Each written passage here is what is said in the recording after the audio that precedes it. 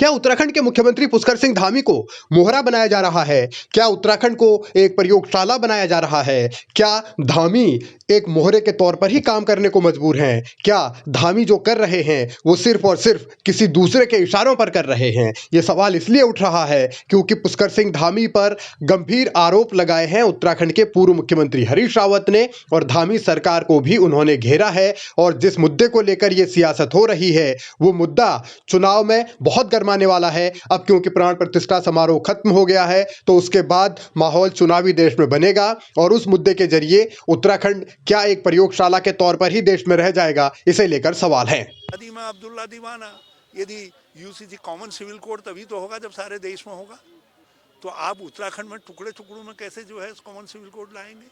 और फिर जब यदि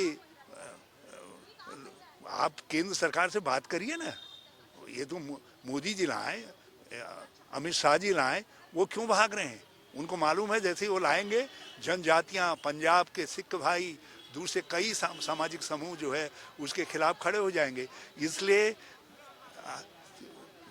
श्री धामी जी को जो है मोहरा बनाया जा रहा है, उनके सर में जो है यूसीसी, ताकि उसका कह भी दें हम ले आए हैं, धामी ले आए हैं, और उसके और लाना भी न पड़े।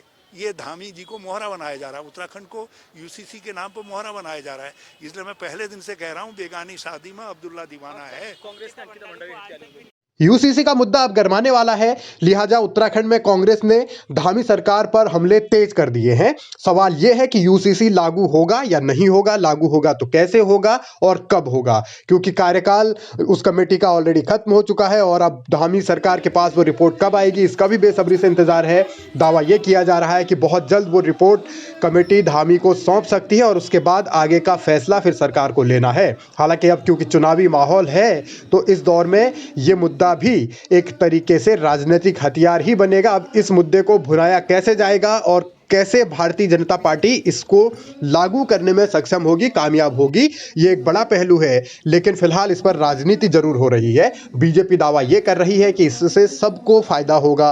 कांग्रेस तमाम तरीके के आंकड़े दे रही है, तथ्य दे रही है और दावा ये कर रही है संवैधानिक जो सिस्टम है, व्यवस्थाएं हैं, उसके जरिए फिलहाल उत्तराखंड में ये लागू होना नामुमकिन है। ऐसी भी बातें कही जा रही हैं, लेकिन अब क्या होगा इसी पर निगाहें हैं। लेकिन इतना तय है कि चुनाव में ये मुद्दा बनेगा और अगर धामी को मोहरा बनाया जा रहा है जैसा रावत आरोप लगा रहे हैं तो फिर वो किस तरीके से अपने आप को इस मुद्दे में फिट करेंगे धामी, या कैसे खुद को बचा पाएंगे, तमाम ऐसी चुनौतियां हैं जो आने वाले दिनों में उत्तराखंड की राजनीति में देखने को मिलेंगी। तो स्वाभाविक है कि ये सियासत अब चुनावी और दिशा की ओर बढ़ेगी तो आरोप प्रत्यारोप भी धारदार होते जाएंगे।